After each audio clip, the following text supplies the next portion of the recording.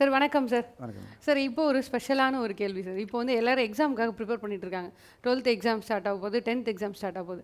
இந்த ஸ்டூடெண்ட்ஸ்க்கு வந்து இப்போ வந்து பெரிய ஆன்சைட்டி லெவல் இருக்குது சார். ஏன்னா வந்து இவங்க பப்ளிக் எக்ஸாமை இப்போ வந்து நேர்காணல்றாங்க. போன எக்ஸாம்ஸ்லாம் பார்த்தீங்கன்னா அப்படியே பாஸ் போட்டாங்க. எல்லாம் ஒரு 2-3 வருஷமாக பப்ளிக்கே பார்க்காத பசங்க இவங்க எல்லாம் ஆன்லைன்லேயே படித்தவங்க சார். இவங்களுக்கு இருக்கிற டென்ஷன், ஆன்சைட்டி லெவல் இதெல்லாம் நீங்கள் கொஞ்சம் அனலைஸ் பண்ணி ஒரு நல்ல அட்வைஸு அந்த ஸ்டூடெண்ட்ஸ்க்கு தெரிவிக்கணும்னு நான் கேட்டுக்கிறேன். அங்ஸைட்டிலேருந்து வெளியே வருது எப்படி? ஆமாம், இப்போ நான் வந்து 12th ஸ்கூலில் பார்த்தேன் சார். பசங்க எல்லாருமே கொஞ்சம் டென்ஷனாகவே இருக்காங்க. அவங்க டென்ஷன் லெவல் வந்து கொஞ்சம் ஹையாக இருக்குது அண்டு பயம் அதிகமாக இருக்குது. இதை நீங்கள் எப்படி அவங்களுக்கு, ஏன்னா சப்ஜெக்ட்லாம் கொஞ்சம் குறைச்சிருக்காங்க, போயிருக்காங்க, ஆனால் அவங்களால அதை நேர்காண்ற அளவுக்கு அவங்களுக்கு முடியல. ஸோ அதுக்கு நீங்கள் ஒரு பவர் பேக்டாக ஒரு அட்வைஸ் மக்கள் ஸ்டூடெண்ட்ஸ்க்கு ஏற்ற மாதிரி வேணும் சார். இந்த வருஷம் 10th and 12th ஸ்டூடெண்ட்ஸ்க்கு நான் ரொம்ப முக்கியமாக ஒரு ரகசியம் சொல்லணும் அப்படின்னா, ஒரு பேட் நியூஸ் சொல்லணும் அப்படின்னா, யூ மிஸ் த கோவிட் பேட்சியா. ஆமாம், கோவிடில் இருந்தீங்கன்னா நீங்கள் நிறைய பாஸ் பண்ணியிருந்திருப்பீங்க. ஓகே, கர்த்தர் வந்து பெரிய காரியங்களை செய்திருப்பார் உங்கள் வாழ்க்கையில். நீங்கள் வந்து 10ஆம் கிளாஸ் 12ஆம் கிளாஸ் படித்தீர்கள் என்றால் நான் என்ன சொல்லுவேன்னா, அது ரொம்ப அற்புதமான ஒரு வருடம். நீங்கள் என்ன தான் ஸ்கூலில் வந்து படித்து பாஸ் பண்ணாலுமே அந்த 10th 12th எடுக்கிற மார்க்கு தான் அவங்க வாழ்க்கையை நியமிக்கிறது. சரியா? அப்போது 10th வந்து நான் எவ்வளோ மார்க் நீங்கள் கேட்கலாம். ஹிஸ்ட்ரியில் நான் தான் ஸ்கூல் ஃபஸ்ட்டு. Super sir. ஏன்னா வந்து அப்போ வந்து 100 மார்க் ஹிஸ்ட்ரியில் நான் கிட்டத்தட்ட 96 மார்க் என்னமோ எடுத்திருந்தேன். அப்போ எனக்கு ஞாபகம் இருக்குது. 10ஆம் கிளாஸ் நான் சொல்கிறது 1991ஆம் ஆண்டு. ஓகே, கிட்டத்தட்ட 30 years before. Okay, 30 years before I was school first in history. ஏன் அப்படின்னா ரொம்ப இன்ட்ரெஸ்ட்டாக நான் எழுதுவேன். ஹிஸ்ட்ரி எழுதுவேன், எக்ஸாம் எழுதுவேன். இன்னும் ஞாபகம் இருக்குது. அதனால் ஸ்கெட்செலாம் கொடுப்பாங்கள்ல, அதை வச்சு ஒரு கொஸ்டின் ஆன்சர் எழுதுறது மட்டும் இல்லாமல் அழகாக எழுதுவேன். ஹேண்ட் ரைட்டிங் நல்லாயிருக்கும். அதோட ஸ்கெட்சையும் வச்சு தீட்டுவேன். அப்போ வந்து எக்ஸாமினர் வந்தார் அந்த பக்கம். இப்போ எக்ஸ்டர்னல் எக்ஸாமினர் வந்து பார்த்தாரு. தீட்டுறா தீட்டு, இன்னொன்று ஞாபகம் இருக்குது, அதே வார்த்தை சொன்னேன். தீட்டுறா நல்லா தீட்டு அப்படின்னாரு. நான் என்னடா அப்படி ஒரு மாதிரி சொல்கிறாரு நம்மள அப்படின்னு. நான் ஓட்டுறது மாதிரி இல்லை, நீ என்னன்னு சொல்லிட்டு போங்க, நான் பண்ணி என் வேலையை பார்க்குறேன்னு சொல்லிட்டு ஃபுல்லாக தீட்டு சொன்னேன். என்னை பார்த்தனா அதை எடுத்திங்கன்னா என்னுடைய ஆன்சர் ஷீட்டு மற்ற ஆன்சர் ஷீட்டு தனியாக துண்டாக தெரியும். அவ்வளோ கலரு, அவ்வளோ நான் ஆர்டிஸ்ட். நான் சின்ன வயசுல நல்லா அழகாக வருவேன். அதனால் ஆர்டிஸ்டிக்காக தீட்டணும். சும்மா தீட்டணும். ரெட்டு பிளாக்கு கனாமினு ரெட்டு பிளாக்னு தீட்டிங்கன்னா டிஎம்கேன்னு சொல்லி மார்க் போட மாட்டான். அது ஒரு ஒயிட்டும் சேர்த்து ஒரு கேப் விட்டு போனீங்கன்னா ஏடிஎம்கே சொல்லி மார்க் போட மாட்டேன். அதனால் பார்த்து தெரியும். நான் வந்து ரெட்டு போட்டு ரெட்டுக்கு மேலேயே ஒரு எல்லோவை போடுவேன். அப்போ என்ன வரும்னா ஆரஞ்சு ஆகிடும். இப்படி ஒரு காம்பினேஷன்லாம் நான் ஓட்டுவேன். இப்போ இந்த எல்இடி பார்த்தீங்கன்னா ரெட் ப்ளூ க்ரீன் தான். அது ஒரு காம்பினேஷனில் தான் இவ்வளோ கலர் கிடைக்குது. டக்குன்னு பாரு, கலரை காட்டுப்பா, கலராக மாறும். ஃபார் எக்ஸாம்பிள் புரியுதுங்களா பாருங்கள், வேறு ஒரு கலரில் மாறுது. இதுக்கு காரணம் என்னென்னா அந்த கலர் மேல் கலர் தீட்டுறது. இந்த திறமை எனக்கு இருந்ததுனால தான் நான் ஸ்கூல் ஃபஸ்ட்டு நான் சொல்லுவேன். ஏன்னா வாங்குற எக்ஸாமினர் பார்த்த உடனே அவர் எவ்வளோ கோபம் வந்து என்னை பார்த்தோன்னா மங்களமாக இருந்திருக்கும். என்ன சந்தனம் பூசி வச்ச மாதிரி அப்படின்னு சொல்லிட்டு ஃபுல்லாக கரெக்டாக ஒரு சந்தனம், அந்த பக்கம் ஒரு மஞ்சள், இந்த பக்கம் ஒரு குங்குமம். கடைசியில் ஒரு மார்க் ஷீட்டில் என்ன எக்ஸாமில் நான் எழுதுனேங்கிற மார்க்கை பதிலை பார்க்காம இதெல்லாம் பார்த்து பரவசம் அடைந்த நிறைய எக்ஸாமினர்ஸு கரெக்ஷன் பண்ணுற வாத்தியார்கள்லாம் இருந்திருக்காங்க. So this is very important in exam. Note பண்ணிக்கங்க, presentation very very intuitive and presentable. ரொம்ப அழகாக ஹேண்ட் ரைட்டிங் இருக்கணும். ஹேண்ட் ரைட்டிங் இல்லாமல் கோழி கிறுக்கல் மாதிரி இருந்தாவே 100% உங்களுக்கு 50% மார்க் ஆகிடும். 100% உங்களுக்கு 50% mark because of your unwanted handwriting. So I have to improve your handwriting, and handwriting improvement is not time for 10th standard. ஆமா சார். ஒருவேளை 10th மார்க் குறையறலாம், 12th வரைக்கும் நீங்க போற வாய்ப்புக்குள்ள நீங்க ஹேண்ட் ரைட்டிங் இம்ப்ரூவ் பண்ணுங்க. சரி sir. Join in a handwriting improvement class. That is online and offline எல்லா இடத்துலயும் நடக்குது. அடுத்தபடியாக ஹேண்ட் ரைட்டிங்கில் ரொம்ப முக்கியம் என்னென்னா, நல்லா அழகாக இருக்கும் ஹேண்ட் ரைட்டிங். ஆனால் அவங்க வந்து சென்னையில் ஆரம்பித்து குடுவாஞ்சலில் போய் முடிப்பாங்க. அப்படிப்பட்ட ஹேண்ட் ரைட்டிங்காக இருக்கும். ஒரு A4 ஸ்ட்ரெயிட்டாக போகாது அவங்களுக்கு. ஸோ நீங்கள் அதை ப்ராக்டிஸ் நேரம் பண்ணியிருக்கணும். 10ஆம் கிளாஸ் வரைக்கும் பண்ணலன்னா இட்ஸ் டூ லேட். இருந்தாலும் 12th நல்ல மார்க் எடுக்க பயன்படுங்க. இதாங்க ஒரே முக்கியமான பாயிண்ட். என்னோட point, be presentable in your answers. Next highlighter வாங்கிக்கிங்க. இது 10th or 12th. அதே போல் 12th பார்த்தீங்கன்னா நிறைய டயக்ராம்ஸ் வரும். கிட்னியை வரைய சொல்லுவோம். கிட்னி வந்து கிட்னி மாதிரி இருக்கணும். கிட்னியை வரையும் போது நீங்கள் வந்து லிவரை வரைஞ்சிடக்கூடாது. லிவர் வரையும் போது பார்த்தீங்கன்னா லங்ஸ் மாதிரி இருக்கும். லங்ஸ் வரையும் போது பார்த்தீங்கன்னா பிரெயின் மாதிரி இருக்கும். இப்படி மாற்றி மாற்றி நீங்கள் பண்ணிங்கன்னா டென்ஷன் ஆகிடுவார் டீச்சர். ரொம்ப கொலை வெறியில் வந்திருப்பார், வீட்டில் சண்டை போட்டு வந்திருப்பார் ஒய்ஃபோட. அவர் உங்கள் இதை பார்த்தானே என்ன வரும், ஒரு பிரெயின் வந்து கிட்னி வேறு வரைஞ்சி வச்சுக்கிறீங்க. அப்போ என்ன பண்ணுவார் அவர், என்னடா உனக்கு பிரெயினே இல்லையாடா, இந்த கிட்னி மாதிரி மார்க்குன்னு சொல்லி ஒரு முட்டையை போட்டு போயிட்டே இருப்பார். இது மாதிரி நம்ம இரிட்டேட் பண்ணக்கூடாது டீச்சர்ஸை. So we have to be very presentable and make sure you repeat and repeat. Repetition is very the key of success. நான் ஹாஸ்டலில் படித்ததுனால கரெக்டாக ஈவினிங் 6 மணி ஆனால் உட்கார வச்சுருவாங்க 8 மணி வரைக்கும். காலங்காத்தால் 7 மணிக்கு எழுந்துச்சுன்னா 8 மணி வரைக்கும் கிளாஸ் தான். அதில் லீவ் விட்டுருவாங்க இல்லையா, அவங்க ஸ்டடி ஹாலிடேஷன் கொடுப்பாங்க. 12th இப்போ கொடுக்குறாங்கன்னு தெரியல, கொடுப்பாங்க. அந்த நாட்களில் வந்து ஆர்கனைஸ் பண்ணி படிக்கணும். அப்படி இல்லைன்னா நீங்கள் டிவிலையும் வாட்ஸ்அப்லையும் ஃபோன்லையும் சாப்பு ஸ்னாப் சாட்டு அது இதுன்னு நீங்கள் பிரிஞ்சு போயிடுவீங்க, ட்விட்டர்னு. கரெக்டாக? ஸோ இதில் வந்து ரொம்ப கேர்ஃபுல்லாக இருக்கணும். You have to organise your time. Number 2 இப்போ நிறைய 1000 நம்பர் போடலாம். பட் எனக்கு தெரிஞ்ச ஒரு நம்பர் நான் பண்ணுதான் நான் சொல்ல முடியும்.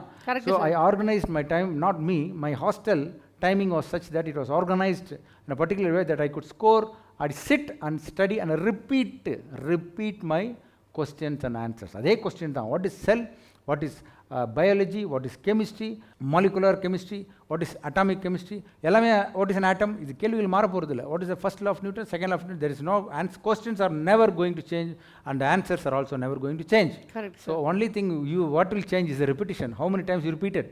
The more you revise your portions, the better your answers will be, and you have to present it in such a way that it, and you have to organize during the exam time, you have to organize the time. அதுதான் நிறைய repetition பண்ணணும். 3 மணி நேரம் exam 4 மணி நேரம் எழுத முடியாது. கரெக்டாக என்ன சொல்கிறது? 3 மணி நேரத்தில் முடிக்கணும்னா நீங்கள் ரிப்பீட் பண்ணணும். அந்த கேள்வி தெரியலனா அந்த கேள்வி விட்டு அடுத்த கேள்விக்கு போகணும். This is time management during the exam. இதை நான் பண்ணுவேன். இப்போ ஒரு 1 மார்க் கொஸ்டினை 1 மார்க்குக்கு டைம் எவ்வளோ கொடுக்கணும் அவ்வளோதான் கொடுக்கணும். 1 மார்க் கொஸ்டினுக்கு நீ 10 நிமிஷம் வச்சுட்டு இருந்தேன்னா 10 மார்க் கொஸ்டினுக்கு எவ்வளோ டைம் கொடுக்க முடியும்? அதனால் 10 மார்க் கொஸ்டினுக்கு 10 நிமிஷம் டைம் கொடுக்கலாம். So you have to prioritise the answers. First தெரியலன்னா அடுத்த கொஸ்டின் போயிட்டே இருக்கு. தெரிஞ்ச கொஸ்டின்ஸை நீங்கள் முதல்ல அட்டன் பண்ணிவிட்டு தெரியாத questions this time management of the exam itself during the exam itself. First நான் என்ன சொன்னேன்? Be presentable. Second, do the revision. Third, you manage the time during the exam. Super sir, super. That is very important. Fourth important point as per my experience. Children, I am talking about my experience. என்னுடைய experience 30 years before என்ன sir அப்படின்னா 30 வருஷமா this is never changed. The teachers are same. The teacher might change, for example, but the subjects are same. ஆமா sir. The competition is more and more increasing. So you have to be very competitive in your studies. சரிங்க sir. So புரியுதுங்களா? So இதெல்லாம் முக்கியமான short கட்ஸ்ன்னு சொல்கிறான். How to crack your 10th, how to crack your 12th அப்படின்ற மாதிரி சொல்லிட்டு இருக்கேன். But நீ கேட்கலாம், நீங்கள் என்ன சார் மார்க் எடுத்தீங்க 10th? 10th school first. 12th வந்து பயாலஜியில் நான் தான் ஸ்கூலுக்கு டிஸ்ட்ரிக்ட் ஃபஸ்ட்டு. ஏன்னா 200 மார்க்ஸு 200 மேலே மார்க்கே கிடையாது. வேலூர் டிஸ்ட்ரிக்டில் நான் தான் நம்பர் 1. அப்போ ஸ்கூல் ஃபஸ்ட்டு நான் எடுக்கல. ஸ்கூல் ஃபஸ்ட்னு ஒரு பையன் ஜஸ்டின் இருந்தான். சும்மா போய் சொல்லக்கூடாதுல்ல. இந்த மாதிரி ஒரு சம்பவம். So how I manage my டைமிங்கிறது நான் தெளிவாக சொல்லிட்டேன். இந்த 4th இம்பார்ட்டன்ட் பாயிண்ட் என்ன தெரியுமாம்மா? ஃபுல்லாக படிக்கணும் போர்ஷனை. நான் வந்து ஒரு 2 சப்ஜெக்டை விட்டுருவேன். நான் ஜாமெட்ரியை விட்டுருவேன். நான் வந்து இன்டகிரேஷனை விட்டுருவேன். நான் அல்ஜிப்ராவை விட்டுறேன். நான் வந்து வேறு ஏதாவது விட்டுறேன் அப்படின்னு சொல்லி ஏதாவது டாப்பிக்கை விட்டுட்டு போனீங்கன்னா அந்த டாபிக் தான் அவனுக்கு வரும். இது வந்து நம்மளுடைய தமிழர்களுடைய தலையெழுத்து அப்படின்னு. நீங்கள் 10ஆம் கிளாஸில் என்ன படிக்காமல் போகிறீங்களோ அது கட்டாயமாக 100% வரும். அதனால் நீங்கள் ஒரு கேள்வி விடணும்னு நினச்சிங்கன்னா அந்த கேள்வி முதல்ல படிச்சிரு.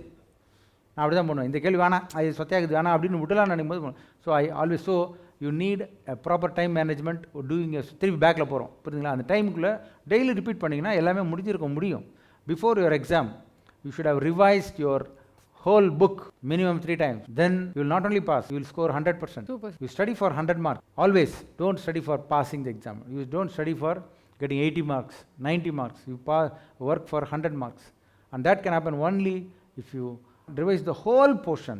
Don't even leave a single page. You make it the whole. Then that's the 4th point. The 5th point is very, very important. It's too early for you, but still I am telling you. ரொம்ப வித்தியாசமாக இருக்கும். But ஆனால் தியானம் செய்யணும், அமைதியாக இருக்கணும், ரொம்ப ஆங்ஷியஸாக இருக்கக்கூடாது. ஐயோ 10th வந்துச்சு, நீ ரிவைஸ் பண்ணுற ஆங்ஸைட்டியே இருக்காதே. நான் சொன்னதெல்லாம் செஞ்சிங்கன்னா ஆங்ஸைட்டி இருக்காது. அழகாக நீங்கள் இப்போ உங்களுடைய டைம் மேனேஜ் பண்ணுறதை முதல்ல நீங்கள் டைம் மேனேஜ்மெண்ட்டை கற்றுக்கிட்டிங்கன்னா எக்ஸாம் நேரத்தில் உங்களுக்கு டென்ஷனாகவே வராது. அழகாக நீங்கள் ப்ரெசென்ட் பண்ணிங்கன்னா வாத்தியார் என்ன நினைப்பான், எந்த நினப்பில் மார்க்கை போடுவாங்கிற எண்ணமே வராது. நான் சொல்கிறது புரியுதுங்களா? So you will never be anxious if you follow the first 4 rules. If you follow the first 4 points which I have told, you will never get anxious. And the 5th point is that never be anxious about the exam. And you have to make everything. உன்னால் பதட்ட நிலையில் இருக்கவே கூடாது பிள்ளைகளா. பதட்ட நிலைமையில் நீங்கள் இருப்பீங்கன்னா அது பதட்ட நிலைமையில் இல்லாமல் இருப்பதற்கு என்னென்ன செய்யணும். இப்போ முதலே பண்ணியிருக்கணும். அதுதான் நான் முதல்ல சொன்ன 4 பாயிண்ட்டு. ப்ரேயர் பண்ணலாம். ஒரு நாளைக்கு ஒரு 10 நிமிஷம் ப்ரேயர் பண்ணுங்கள். தியானம் பண்ணுறவங்க தியானம் பண்ணுங்கள். நான் வந்து இந்த எக்ஸாமில் பாஸ், உனக்கு என்ன மார்க் வேணுமோ அதை முதல்ல சொல்லி நீ வந்து ப்ரொக்ளைம் பண்ண உனக்குள்ளே. ஐ ஆம் 10% இன் மேக்ஸ், ஐ ஆம் 80% அண்ட் ப்ளஸ் இன் பயாலஜி, ஐ ஆம் 100% பாஸ் இன் 10th, ஐ ஆம் பாஸ் இன் 12th ஸ்டாண்டர்ட் அப்படின்னு சொல்லி அஃபர்மேஷன் கொடுக்கணுமே ஒழிய நீங்கள் வந்து டீச்சர் சொல்லிட்டா நீ ஃபெயில் ஆகிடுவேன் அப்படின்னு சொல்லுவார். டீச்சர் சொல்லதான் செய்வார், நீ நல்லா படிக்கணுன்றதுக்காக சொல்லுவார். அதை நீ எடுத்துக்காத மைண்டில் எடுக்காமல் அவர் ஏன் அப்படி சொல்கிறார் அப்படின்னு புரிஞ்சுக்கிட்டு, எந்த டீச்சரும் ஃபெயில் ஆகணும்னு நினைக்க மாட்டான் தான் ஸ்டூடெண்ட்டு. ஆனால் அவங்க திட்டுவாங்க, இப்படியே படித்தா ஃபெயில் ஆகிடுவேன் அப்படின்னு. அப்படின்னா என்ன அர்த்தம்? அப்படியே படித்தா ஃபெயில் ஆகிடுவேன், அப்போ மாற்று ப்ரொசீஜர், நீ பாஸ் ஆகிடுவேன் அப்படின்னு நீ நம்பணும். If you don't believe that you will pass, no matter the whole planet Earth is sending you the best teachers, the best schools, the best tuition centers into your life, you will surely fail. You should believe that you will pass. You should believe that you will be the first or the second or the third or the fourth or whatever rank you are in your 10th or 12th. Then okay sir. போன வருஷம் நிறைய பேர் இப்படி தான் ஐ pass அப்படின்னு சொல்லி தியானம் பண்ணிட்டு இருக்கான். 8ஆம் கிளாஸ்லேருந்தே தியானம் பண்ணிட்டு இருக்கான். அதான் சார். ஸ்கூலெல்லாம் ஃபெயிலு, ஆனால் அவன் தியானத்தில் கரெக்டாக இருக்கிறான். நான் கண்டிப்பாக பாஸ் ஆகிறேன்டா, கொரோனா வந்தது, எக்ஸாமே இல்லாமல் பாஸ் பண்ணிட்டேன். அப்படி நிறைய பிள்ளைகள் இருக்கிறாங்க. தெரியுமா பிள்ளைகளை? நீங்கள் நினச்சிக்க சின்ன பசங்களாம் நாங்கள் தியானம் பண்ண மாட்டோம், நாங்களாம் this is only for the old people and for my grandma and my grandpa. It's not like it's grandma and my grandpa. It's not like that. It's for you, 15-year-old kid, I am talking to you. 15-year-old kid, I am talking to you. 14 years, I am only 13 years, still. I am only 11 years, sir. I am only 5th standard, 6th standard. Still, you are what you think you are. Sir 5 point சொல்லியிருக்காங்க. இதை நீங்கள் திருப்பி இன்னொரு வாட்டியோ 2 வாட்டியோ பார்த்து வாழ்க்கையில் செயல்படுத்துங்க. இப்போ make it happen, you will definitely succeed. ஓகாலேருந்து எல்லாரும் நாங்கள் எல்லாரும் சேர்ந்து பெஸ்ட் விஷஸ் அண்ட் லவ் உங்கள் எல்லாருக்கும் அனுப்புகிறோம். All the best my lovely children. 10th and 12th standard specially எத்தனை யாராக இருந்தாலும் சரி, 9th 11th யாராக இருந்தாலும் சரி, எல்லாருக்கும் செல்லுங்களே happy exam day. Don't worry, be happy and எல்லாத்தையும் ஜாலியாக பண்ணுங்கள். All the best. All the best.